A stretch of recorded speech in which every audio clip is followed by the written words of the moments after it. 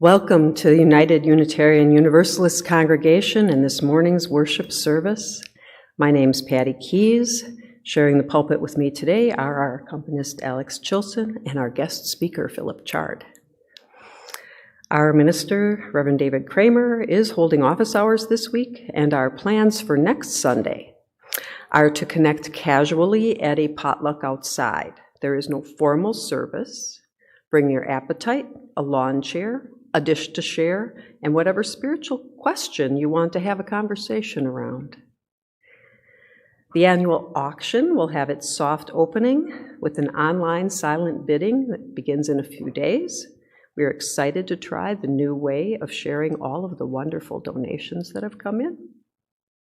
We have much going on within the congregation. Please check our website and our email content regarding upcoming events. There are many. We have childcare, and I'm not sure I needed to say that, but I never know.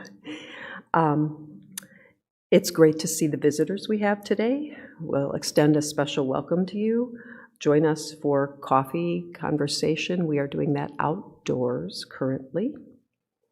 I'm just making quick eye contact auction-wise. Announcement of any kind? Just pay attention. Okay. Okay. Okay. So, our call to worship is a combination of two wonderful things I found in the Soul Matters material. One of them is called Soul Lifts, and it is by Tess Baumberger. And I'll get to the second one in a bit. So, soul lifts. Wouldn't it be great if you could take a picture of your soul? Then, when your mother wanted to brag about you, she could show people the picture and say, "That's my daughter. Doesn't she have a beautiful soul?" It's all sparkly and many-colored and flowing all around her. Wouldn't it be great if we walked around surrounded by our souls, so that they were the first things people saw instead of the last things? People would judge us by who we really are instead of how we look. Imagine no more racism, ageism, sexism, fatism, shortism, homophobia. Imagine falling in love with who a person is, just by looking at them. It would be a kind of cloaking device, hiding physical faults and defects, or even imperfections. I'd want it to be mandatory. Then people would work at making their souls more attractive, instead of their bodies and faces. Imagine people knowing your soul, knowing by your soul that you really need a hug. Imagine people helping each other and their souls changing colors or growing. Imagine soul gyms with exercises to get your sagging soul in shape. Imagine long lines forming for soul lifts at churches, temples, mosques, and synagogues, or nature's grand cathedrals.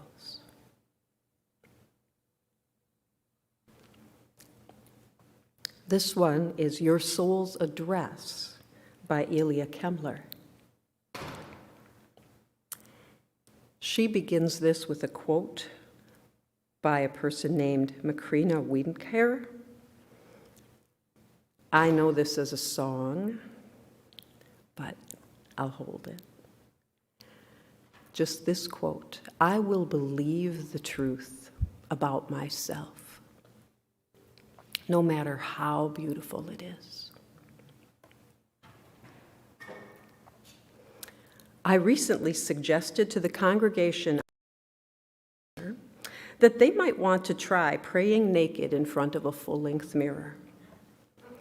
Their response was, not surprisingly, slightly hysterical laughter. I didn't make up the idea, but I got it from the priest and writer Barbara Brown Taylor. She recommends that from time to time we take off our clothes, look at ourselves in the mirror and tell ourselves with as much tenderness as we can, here I am. This is the body like no other that my life has shaped. I live here. This is my soul's address. To face ourselves naked in the mirror with some measure of gentleness, much less reverence, is a hard assignment. I know many of us learned early on that we are either too much or not enough. Many of us grow up believing that essential parts of us are unacceptable. The way we look or feel or talk or love or learn. And we never seem to fully unlearn that shame. It is deeply spiritual work to put down our self-loathing, to set it aside even for a few moments. It is deeply spiritual work to learn to treat ourselves with compassion, to learn to see ourselves, if only in moments, the same way we look at something or someone we find beautiful, a newborn baby, the ocean, a sunset. A couple of years ago, I started wearing a pin on my coat that says, "You are beautiful." It is small, and most people don't notice it or say anything if they do. Not long ago, in Dunkin' Donuts, a place where I spend a lot of time and where a lot of life happens, I got up to the counter to order my coffee and realized the woman behind the counter was staring at the button on my coat. I also noticed that woman had small, raised, red birthmarks all over her face. For a moment that felt like a long time, we were both completely still.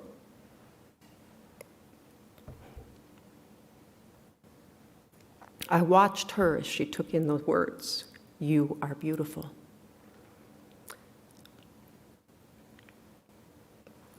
Then she raised her eyes to mine and said, very quietly, "I like that." "I'm glad," I said, also very quietly, and we moved on to coffee. So this is the opening prayer by the same minister. Let us give thanks for tender flesh, for heartbeat and breath and bone. Let us give thanks for these bodies like no others, which our lives have shaped, each one beautiful, each one whole, each one holy.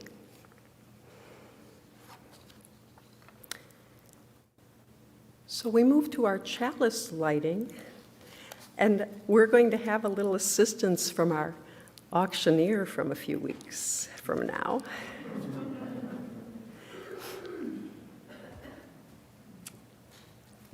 I was told that I need practice speaking in public, so it was suggested. I wasn't told. It was suggested. So, thank you for the mic, by the way.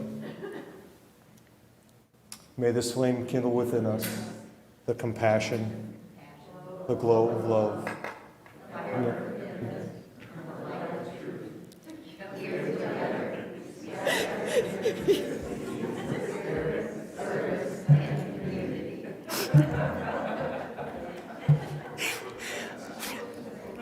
I didn't tell him about that part. I think that went very well, actually. We're going to do that again because it was so horrible and the projector is right there. You want to read it from here? Nope, I'm going to stand right here. Let's do that. May this flame kindle within us the warmth of compassion, the glow of love, the fire of commitment, and the light of truth. Here together we scatter and nurture these seeds of spirit, service, and community. Thank you.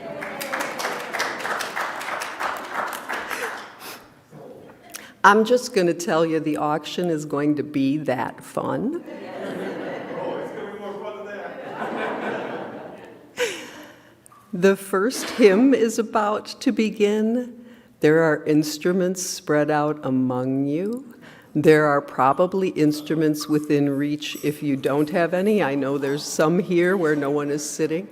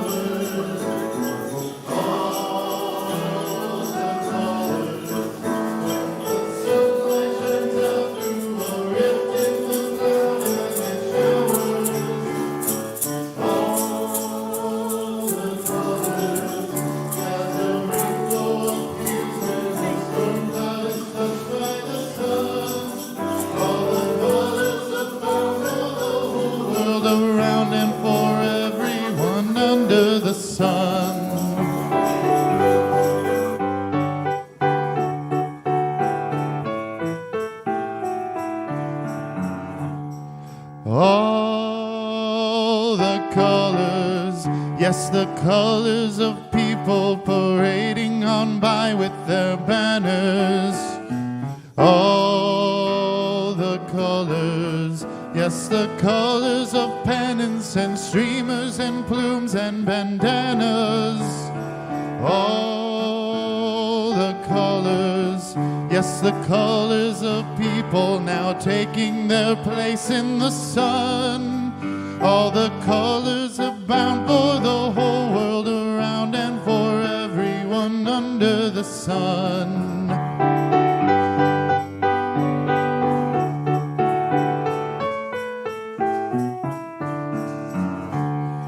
All the colors, yes, the black and the white and the red and the brown and the yellow.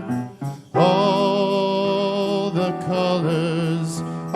colors of people who smile and shake hands and say hello. All the colors, yes, the colors of people who know that their freedom is won. All the colors are bound for the whole world around and for everyone under the sun.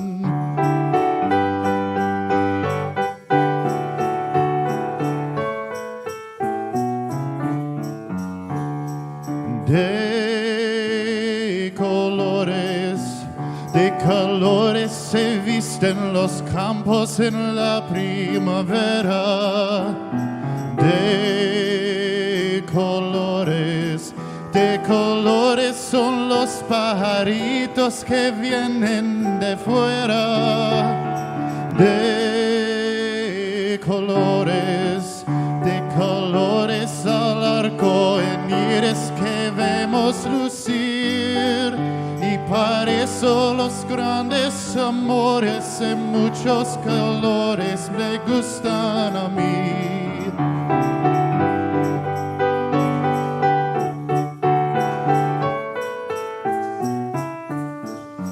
All the colors are bound for the whole world around and for everyone under the sun.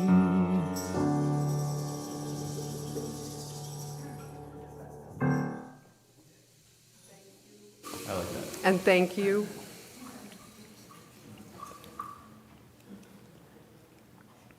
So we have a story for all ages. It is purple, green, and yellow. Written by Robert Munch, illustrated by Helene. I'm going to try Desputo. Close. Okay.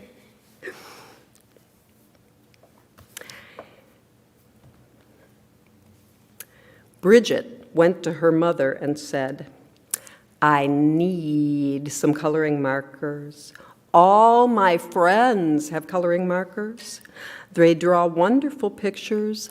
Mommy, I need some coloring markers. Oh no, said her mother. I've heard about those coloring markers. Kids draw on walls, They draw on the floor. They draw on themselves. You can't have any coloring markers.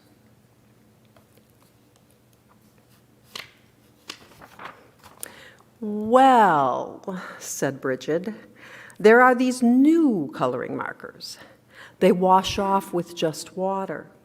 I can't get into any trouble with coloring markers that wash off.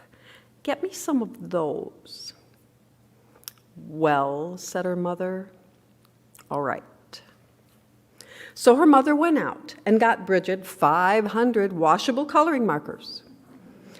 Bridget went up to her room and drew wonderful pictures. She drew lemons that were yellower than lemons, and roses that were redder than roses, and oranges that were oranger than oranges. Her mother was amazed. She said, "Wow, my kid is an artist." But after a week, Bridget got bored. She went to her mother and said, "Mom, did I draw on the wall?" "No," said her mother. "Did I draw on the floor?" "No," said her mother. "Did I draw on myself?" "No," said her mother. "Well," said Bridget, "I didn't get into any trouble, and I need some new coloring markers. All my friends have them. Mommy, there are coloring markers that smell. They have ones that smell like roses and lemons and oranges and even ones that smell like cow plops. Mom, they have coloring markers that smell like anything you want. Mom, I need those coloring markers." Her mother went out and got 500 coloring markers that smelled. Then Bridget went upstairs and she drew pictures. She drew lemons that smelled like lemons, and roses that smelled like roses, and oranges that smelled like oranges, and cow plops that smelled like cow plops. Her mother said, "Wow, my kid is an artist." But after a week, Bridget got bored, and she said, "Mom, did I draw on the floor?" "No," said her mother. "Did I draw on the walls?" "No," said her mother. "Did I draw on myself?" "No," said her mother. "Well," said Bridget, "I need some new coloring markers. These are the best kind. All my friends have them. They are super indelible, never come off till you're dead, and maybe even later coloring markers. Mom, I need them." So her mother went out and got 500 super indelible, never come off till you're dead, and maybe even later coloring markers. Bridget took them and drew pictures for 3 weeks. Bridget drew lemons that looked better than lemons, and roses that looked better than roses, and oranges that looked better than oranges, and sunsets that looked better than sunsets. I will bet you anything that I stopped doing that. Yep, I did. But they're a lot like that. Then she got bored. She said, "I'm tired of drawing on the paper, but I am not going to draw on the walls, and I am not going to draw on the floor, and I'm not going to draw on myself. But everybody knows it's okay to color your fingernails. Even my mother colors her fingernails." So Bridget took a purple, super indelible, never come off till you're dead, and maybe even later coloring marker, and she colored her thumbnail bright purple. And that was so pretty. She colored all of her fingernails purple, black, and yellow. And that was so pretty. She colored her hands yellow. And that was so pretty. She colored her face purple, green, yellow, and blue. And that was so pretty. She colored her belly button blue. And that was so pretty. She colored herself all sorts of colors, almost entirely all over. Then Bridget looked in the mirror and said, "What have I done? My mother is going to kill me. So she ran into the bathroom and washed her hands for half an hour. Nothing came off. Her hands still looked like mixed up rainbows. Then she had a wonderful idea. She reached way down into the bottom of the coloring markers and got a special colored marker. It was the same color she was. She took that marker and colored herself all over until she was her regular color again. In fact, she looked even better than before. Almost too good to be true. She went downstairs and her mother said, "Why, Bridget, you're looking really good today." "Right," said Bridget. And then her mother said, "It's time to wash your hands for dinner." But Bridget was afraid that the special color would not stick to the other colors underneath, and so she said, "I already washed my hands." But her mother smelled her hands and said, "No." She took Bridget into the bathroom and washed her hands and face. All the special color came off, and Bridget looked like mixed up rainbows. "Oh no," said her mother. "Bridget, did you color your hands with the coloring markers that wash off?" "No." "Oh, Bridget, did you color your hands with the coloring markers that smell?" "No." "Did you use the super indelible, never come off till you're dead, and maybe even later coloring markers?" "Yes." "Yikes," yelled her mother. She called the doctor and said, "Help, help. My daughter has colored herself with the super indelible, never come off till you're dead, and maybe even later coloring markers." "Oh dear," said the doctor, "sometimes they never come off." The doctor came over and gave Bridget a large orange pill. She said, "Take this pill, wait 5 minutes, and then take a bath." So Bridget took the pill, waited 5 minutes, and jumped into the bathtub. Her mother stood outside the door and yelled, "Is it working? Is it working?" "Yes," said Bridget, "everything is coming off." Right, everything had come off. When Bridget walked out of the bathroom, she was invisible. "Oh no," yelled her mother. "You can't go to school if you're invisible. You can't go to university if you're invisible. You'll never get a job if you're invisible. Bridget, you've wrecked your life." "Don't worry," said Bridget. She ran into her room, got the special colored marker, and colored herself entirely all over until you couldn't tell the difference. In fact, she looked even better than before, almost too good to be true. But her mother said, "You can't go through life like that. You're just a picture. Everyone will know there is something wrong." "No, they won't," said Bridget. "Yes, they will," said her mother. "No, they won't," said Bridget. "I colored Daddy while he was taking a nap, and you haven't noticed anything yet." "Good heavens," yelled her mother, and she ran into the living room and looked at Daddy. He looked even better than before, almost too good to be true. "Doesn't he look great?" asked Bridget. "I couldn't even tell the difference," said her mother. "Right," said Bridget, "and neither will he. As long as he doesn't get wet."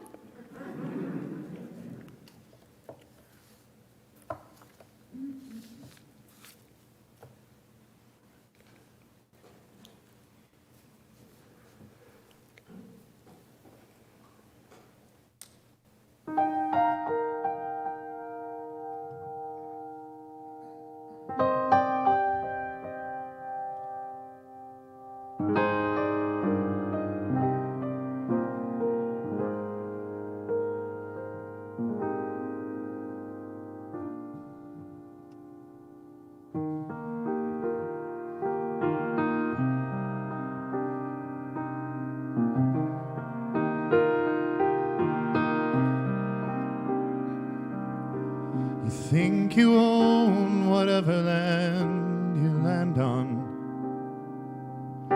The earth is just a dead thing you can claim. But I know every rock and tree and creature has a life, has a spirit, has a name. You think the only people who are people are the people who look and think like you. But if you walk the footsteps of a stranger, you'll learn things you never knew, Have you ever heard the wolf cry to the blue corn moon? Or ask the grinning bobcat why he grinned? Can you sing with all the voices of the mountain? Can you paint with all the colors of the wind? Can you paint with all the colors of the wind?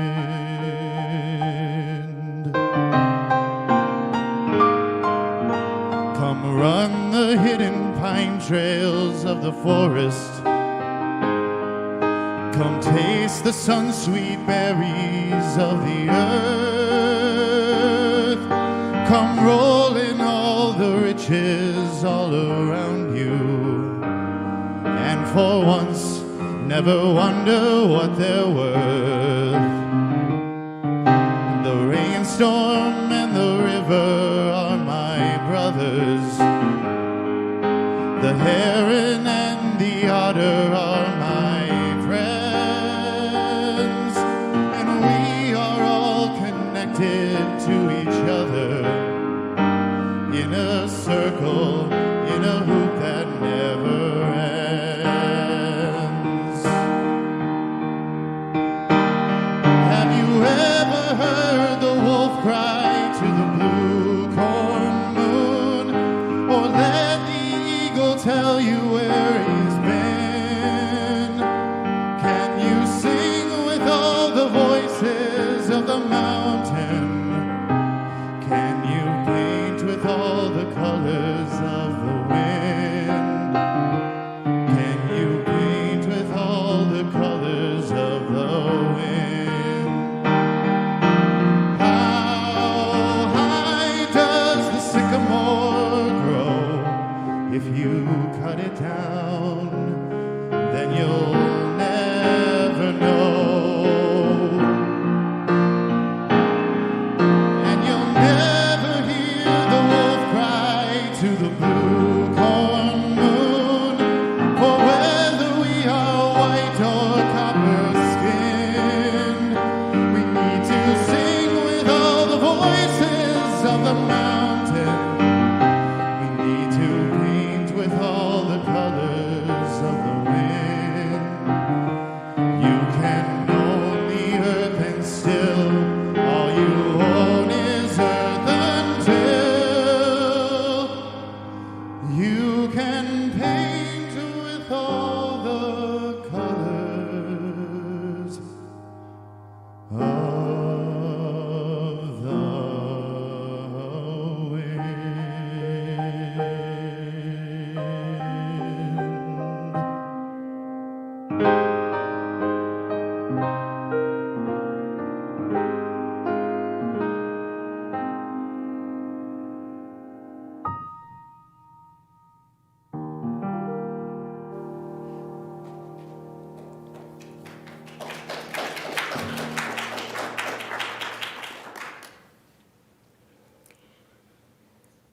So the meditation reading is something Phillip sent from another musician. When I was 5 years old, my mother always told me that happiness was the key to life. When I went to school, they asked me what I wanted to be when I grew up. I wrote down happy. They told me I didn't understand the assignment, and I told them they didn't understand life. And that's from John Lennon. We have just a moment to let that sink.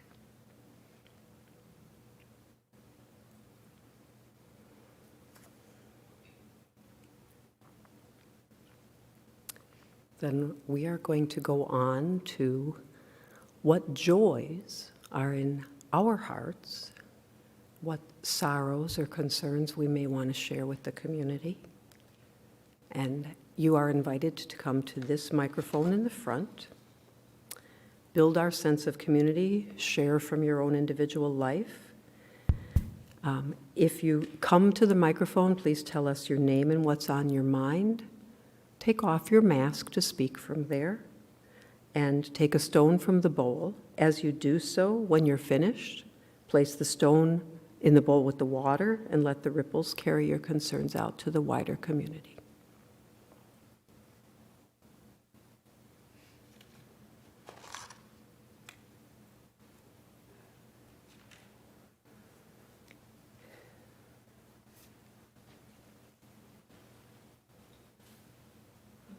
Hello, I'm Gilles.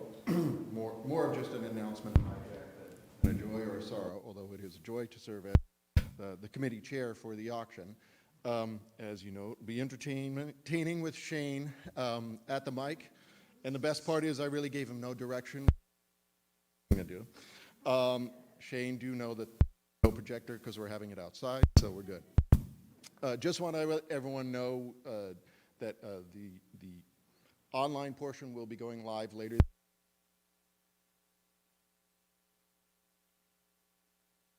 Or you can with that, and as well get around and all that. So coming out later this week, and thank you to everyone who's been supporting us. Take care.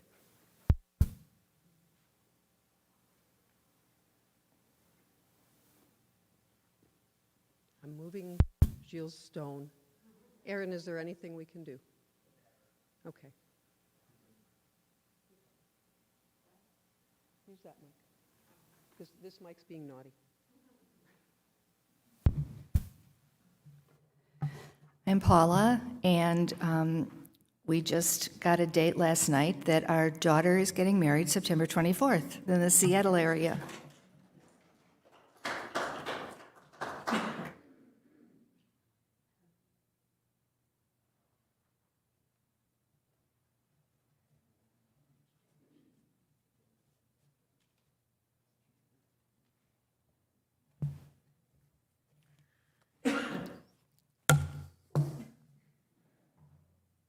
Don't wear hearing aids when you have a mask.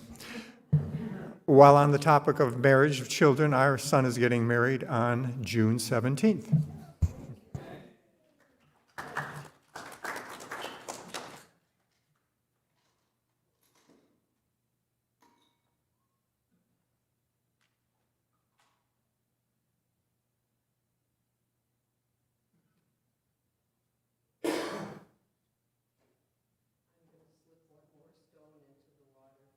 The joys and sorrows that have not been spoken.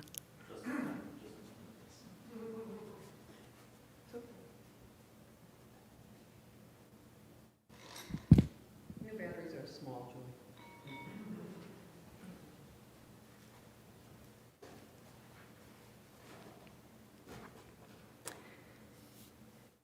Each week in our church, we take up an offering.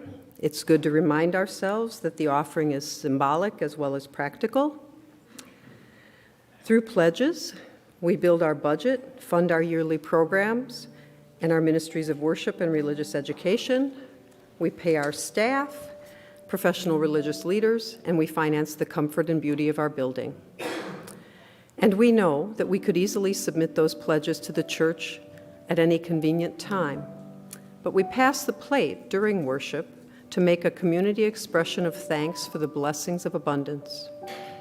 Our offering says that the act of giving is as essential to our spiritual well-being as anything else we do here on a Sunday morning. So the offering will now be received. A blue walking with you. Okay.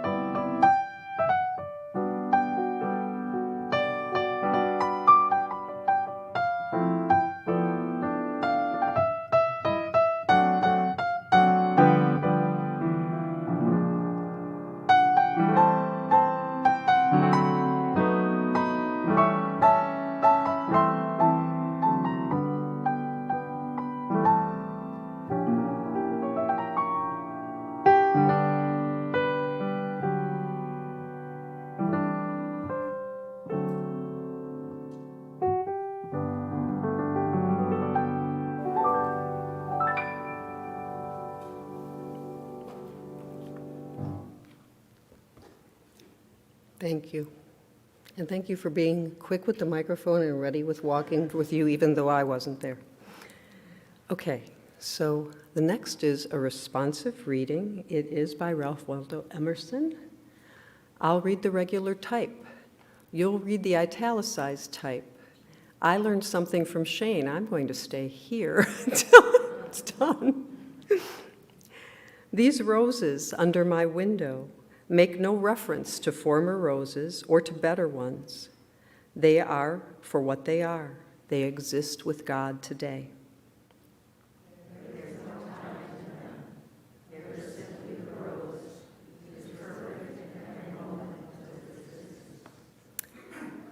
Before a leaf bud has burst, its whole life acts. In the full-blown flower, there is no more. In the leafless root, there is no less.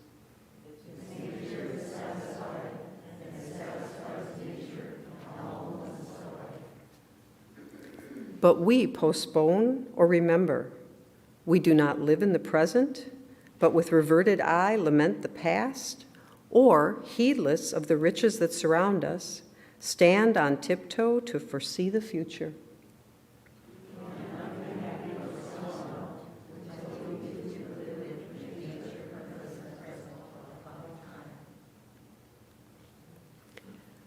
So it is my joy to introduce our speaker. Phillip Chard is a local phenom, which is not what his website says, a nature enthusiast, a psychotherapist, a book author, a newspaper column writer, a speaker, presenter, and trainer. And he's got some time with us sharing about happiness. Good morning. If I start hacking during our time together, it's because of allergies. I did have a COVID test on Friday, and I'm fine, except for the allergies. If this scares you, don't worry about it. It's big type, okay? So up until about the year 2000, for every study done on happiness, there were over 100 conducted on psychopathology.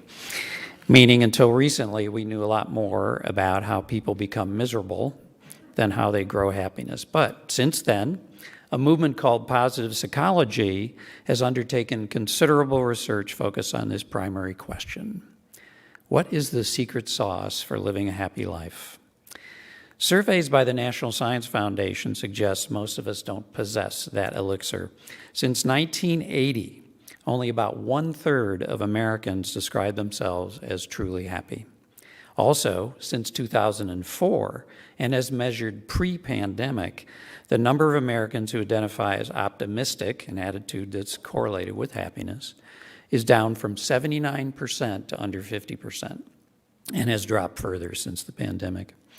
Meanwhile, the incidence of mental maladies has increased significantly, with depression, anxiety, and substance issues topping the list. The pandemic has been no friend in this regard, as rates of these disorders among the population have soared by over 1/3. This conundrum has led to an entire happiness industry that ranges from using antidepressants to self-improvement products and services, about $12 billion per year, tens of thousands of motivational speakers and life coaches, and almost 2 million psychotherapists. But so far, this industry has yet to deliver, at least in America. The 2021 World Happiness Report puts the United States in 19th place out of 149 nations. That may sound good, but the gap between the top 10 and the also-rans is significant. Finland, Denmark, Switzerland took the gold, silver, and bronze, respectively. Notably, these nations, along with several others in Europe and also New Zealand, now measure national success not just based on the gross domestic product, or GDP, but also by assessing the overall well-being of their populations. Of note, most of these, most of their citizens accept responsibility for contributing to the collective good of their society, not just to pursue happiness on an individual basis. In other words, when it comes to the pursuit of happiness, they go it together rather than go it alone. All the nations in the top 10 are what we call we cultures, as opposed to me cultures. The impact of culture on happiness in individuals is significant, as we will explore shortly. Now, this term happiness can prove misleading. By definition, it is, quote, feeling or showing pleasure or commitment, unquote. Contentment. But behavioral science research indicates pleasure is not central to happiness and in many instances can even interfere with achieving it. Examples of this include compulsive gambling, sex addiction, and substance abuse. So, if the pursuit of pleasure is not the path to greater happiness, what is? Well, let's start by looking at a few research findings about what does not make us happy. Contrary to the current values orientation in the United States, materialism, consumerism are largely toxic to individual, familial, and collective happiness. Of course, you'd never know that by observing us, because most of us are engaged at some level with trying to achieve happiness by buying stuff. For example, every year we shell out over $400 billion for electronic gadgets alone. Yet, increased e-time is inversely correlated with life satisfaction. However, it only requires a stint watching TV ads to realize most products and services are being sold as ingredients for growing happiness, whether it's smartphones, deodorant, cars, mega burgers, prescription meds, fashion, to name a few. The value proposition is the same. The basic message is, if you use or have this, you'll be happier. But it just ain't so. So what about wealth and happiness? Well, unless a person lives in poverty or financial distress, more moolah does not equal more happiness. Once our basic financial needs are met, shelter, food, clothing, health care, etc., piling on more affluence does not move the happiness needle. In fact, research indicates that often greater wealth erodes life satisfaction. Are there times when it does not? Yes. Those who use their wealth to help others or the environment, or who have engaging life experiences, enjoy greater life satisfaction. But those who use it to buy stuff, pile on pleasure, or exercise power over others experience the opposite effect. Why? Because the pursuit of money and stuff is a powerful predictor that one will spend less time in intimate relationships, giving to others, in feeling connected with a greater sense of purpose, and more time doing compulsive activities, being a servant to one's possessions. We don't own stuff, it owns us. and feeling stressed. People often confuse pleasure with happiness, and as I've noted, our consumer-based economy depends on this. It attempts to convince us that if we acquire certain objects, conform to specific benchmarks measuring financial success, we will be happier. What research shows that while these goodies may bring on temporary pleasure, this does not translate into sustained life satisfaction. As G.K. Chesterton said, quote, "There are two ways to get enough. One is to continue to accumulate more and more. The other is to desire less." The reason why pleasure and happiness are not highly correlated is because of something called the hedonic treadmill. Simply stated, our brains rapidly habituate to repeated exposure to pleasurable stimuli and experiences, with a few exceptions. Whatever the focus, food, drugs, sex, gambling, once the brain has sufficient exposure for the pleasurable stimulus of the moment, it quickly morphs away from wow to been there, done that.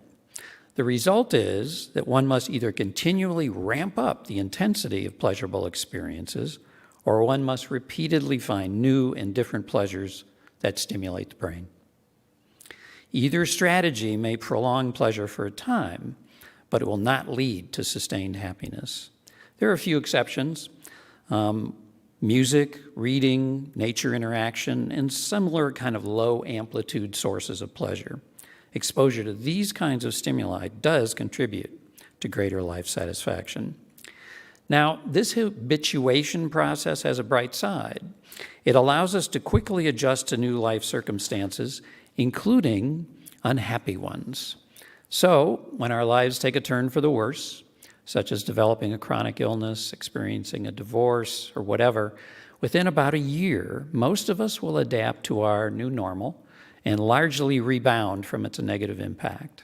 Inversely, the same holds true for seemingly positive developments in our lives, such as a promotion, a new romance, even winning the lottery. Again, after about a year, whatever bump we gained in life satisfaction levels out. This has led to the set point theory of happiness. This theory, and it is just a theory, holds that each of us has a genetically determined set point or baseline that keeps our level of life satisfaction from deviating much higher or lower, not unlike the so-called set point some people associate with metabolism and weight. This internal governor, if you will, supposedly mediates the impact of both positive and negative events on our overall life satisfaction. So within about a year, a person who becomes disabled even often rebounds towards the happiness set point they occupied before the disability set in. Inversely, a person who wins the lottery will do the same. Some folks take solace in this theory, assuming that if their degree of happiness is genetically set, why strive to become happier? This could be subsumed under the popular heading, which I loathe, which is, it is what it is. But not so fast. We know that when it comes to life satisfaction, genes are further from destiny than we originally assumed. This is because of something called epigenetics. Basically, life experiences strongly influence which genes associated with mental and emotional states get expressed or repressed. Through frequent exposure to certain life experiences, if you have, for example, a genetic predisposition to depression, certain activities such as exercise, an anti-inflammatory diet, positive social interactions, nature immersion, and so on, you can actually damp down the expression of these so-called depression genes, thereby increasing your life satisfaction. So, while the set point theory of happiness appears to have some validity, not as much as we presume. For example, a study of over 150,000 adults who were followed for over 25 years showed their degree of life satisfaction shifted above or below their happiness set point by about 35%. In terms of how we measure life satisfaction, that is a wide range. Consider your current level of happiness. Increasing or decreasing that level by over a third is not chump change. But the ability to move your happiness bar by, say, 50, 60, 70%, that's no easy task. So there may be a given set point for happiness, but through the choices we make, we can alter it. In another unexpected finding, when it comes to increasing our happiness, choices are good, right? Well, yes and no. The yes is that we can increase our life satisfaction by making certain choices, which I'll specify shortly. The no is that most of us are bad at figuring out what choices those should be. Dan Gilbert, a Harvard psychologist, has determined through research that most of us are poor predictors of what will make us happy. For example, someone might imagine that a new 70-inch high-end TV, a salary increase, some remodeled kitchen will deliver greater life satisfaction, and almost always they'll be wrong. And some more bad news about choices. Research shows having more choices and achieving happiness are not highly correlated. When given too many options, many of us develop paralysis by analysis, which means we have greater difficulty making a decision. It is within this mental echo chamber that we suffer a tug-of-war over which choice will make us happier. And the research says the more options we have, the more we suffer. So in combination, we are bad at predicting the choices that lead to greater life satisfaction, and the more choices we have, the harder it is to make the right one. This pushes us against a cultural and value in America that says that we should aggressively pursue happiness, and the ticket in this regard is to have many choices and opportunities as possible. Finally, there's a popular urban myth to the effect that intelligence and happiness are mutually exclusive. As Jonathan Safran Foer said, "I've thought myself out of happiness 1,000,000 times, but never once into it." Excuse me, I'm having a page moment. Here we go. Hemingway echoed this sentiment when he stated, quote, "Happiness in intelligent people is the rarest thing I know," unquote. This myth, like many, has an element of truth. Highly intelligent people are more likely to use their primary strength, intellect, to achieve their goals. But for eggheads who live almost entirely above their necks, happiness may prove elusive. After all, life satisfaction is a felt experience. It's not an idea. Okay, that's enough about what doesn't make us happy, so what does? In a nutshell, here is what research tells us we should do. Develop our own yardsticks for success. Don't strive to keep up with the Joneses or the culturally imposed criteria for a fulfilled life. It's not always easy to create or sustain our own yardsticks in this regard, but if we try to measure up to externally imposed standards, we'll likely end up feeling disingenuous and disappointed. Next, be here now. As often as possible, lose your mind and come to your senses. Instead of spending a lot of time and energy contemplating one's navel or the meaning of existence, get into the flow of living.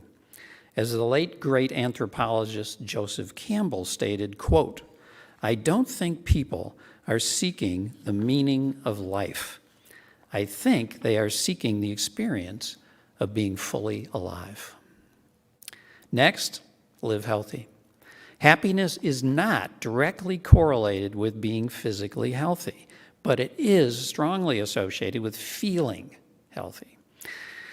This subjective sense that one is as well as one can be, given one's circumstances. Nonetheless, people who are truly healthy are more likely to feel greater well-being. So, the formula we always hear is simple to say: exercise, good nutrition, adequate sleep, less stress, but not always simple to implement.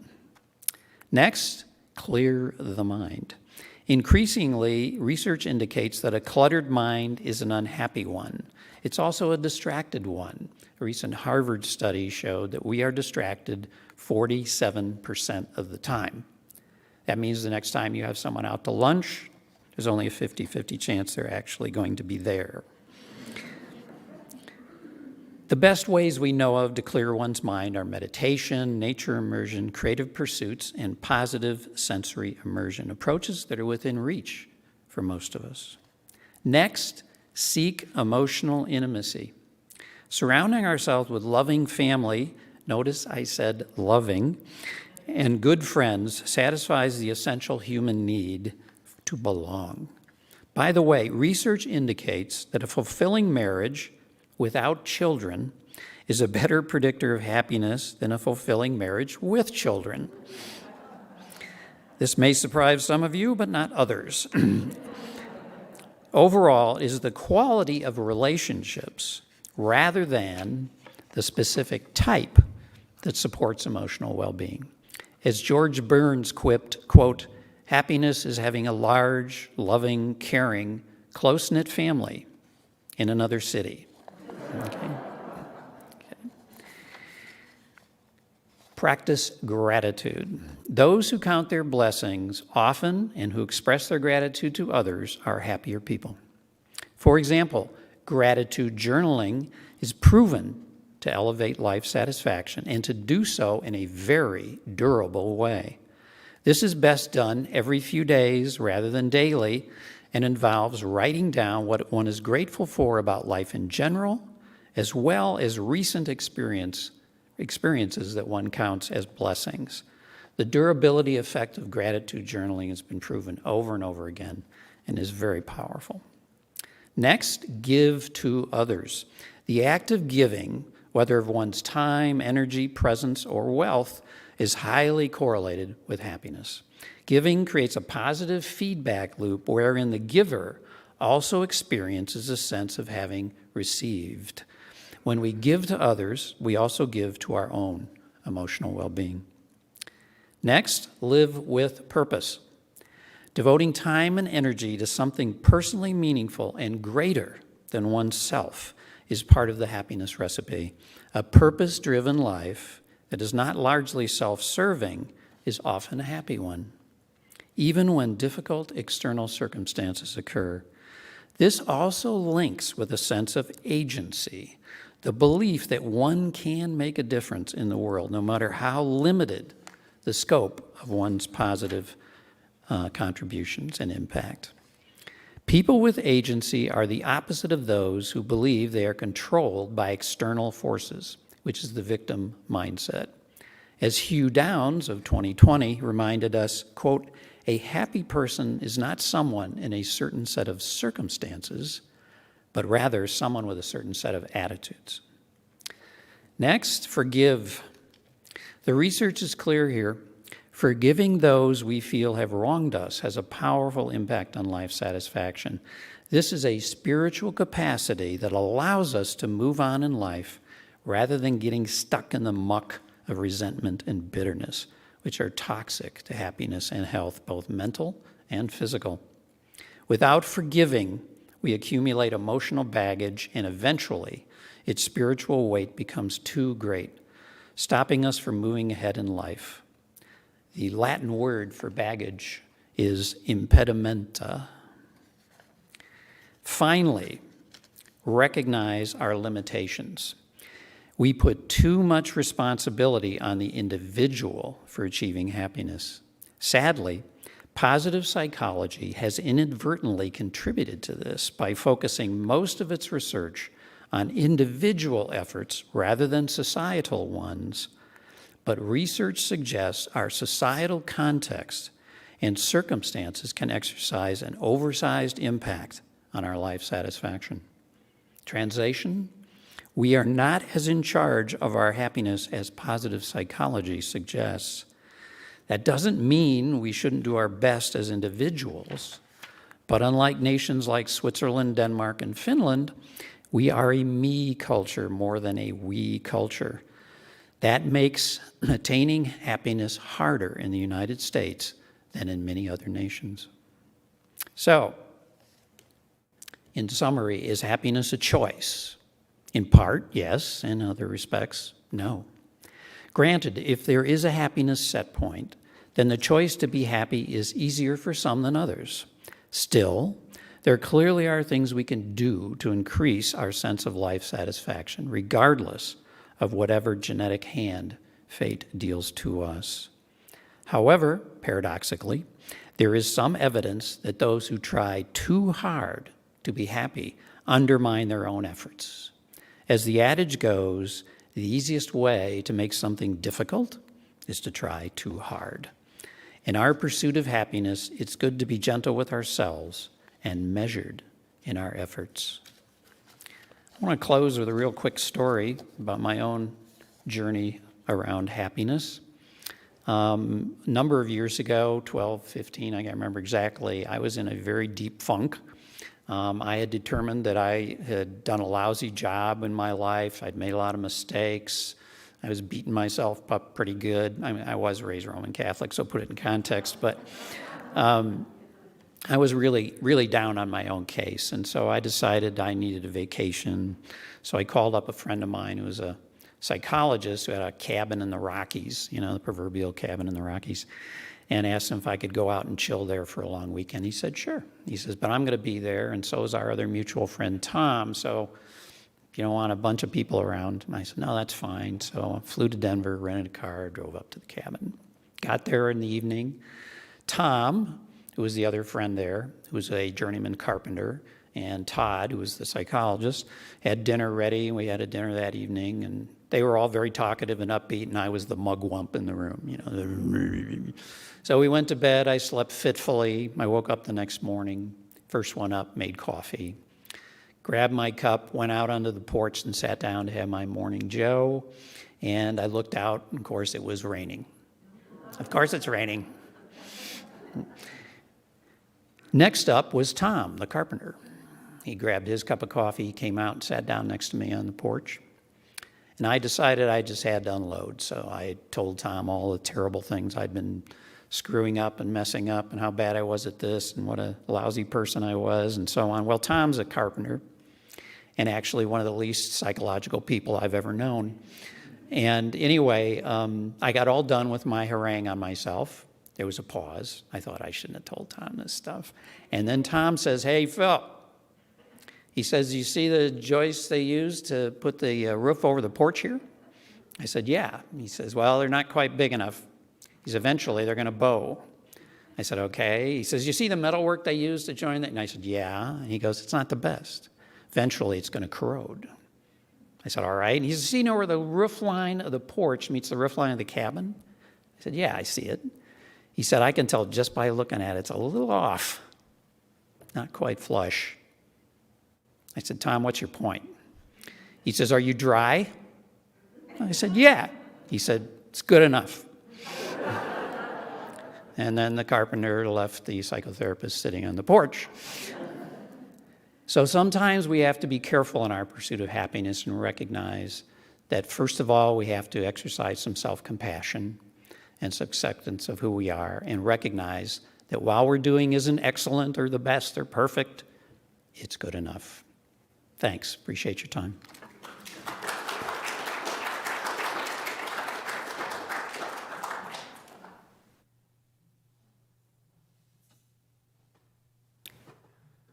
We have another hymn. It's not quite as happy, but it does end with joy.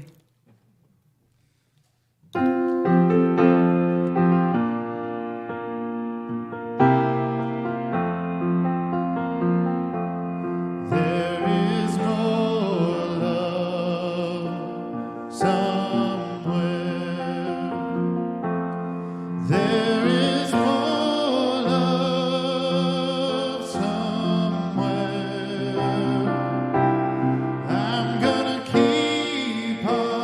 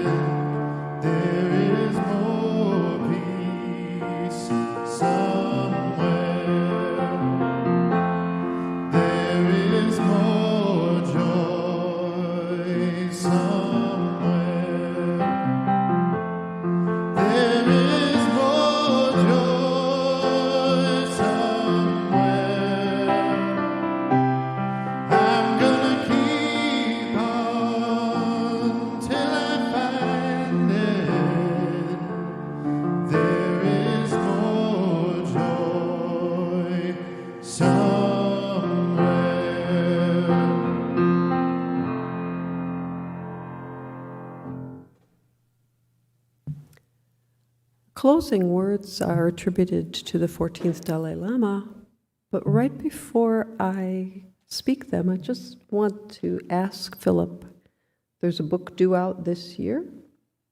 About when? I'm not sure. They won't tell him yet. We're targeting the fall. Okay. Are there books with you today?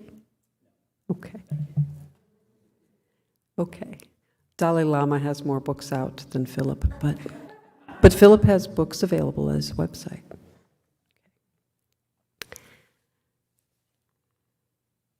Dalai Lama says there are two ways that you might increase compassion. That you might increase your happiness. If you are compassionate to others, you'll find that you're happy. If you are compassionate to yourself, you will find that you are happy. His words here. I believe compassion to be one of the few things we can practice that will bring immediate and long-term happiness to our lives. I'm not talking about the short-term gratification of pleasures like sex, drugs, or gambling, though I'm not knocking them. But something that will bring true and lasting happiness, the kind that sticks. So, go out, practice compassion, and at least a couple of those 10 things.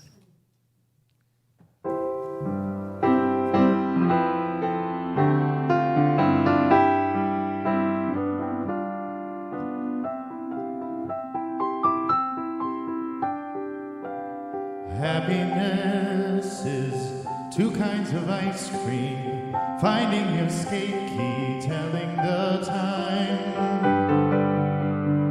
Happiness is learning to whistle, tying your shoe for the very first time. Happiness is playing the drum in your own school band. And happiness is walking hand in hand. Happiness is 5 different crayons, knowing a secret, climbing a tree. Happiness is finding a nickel, catching a firefly, setting it free.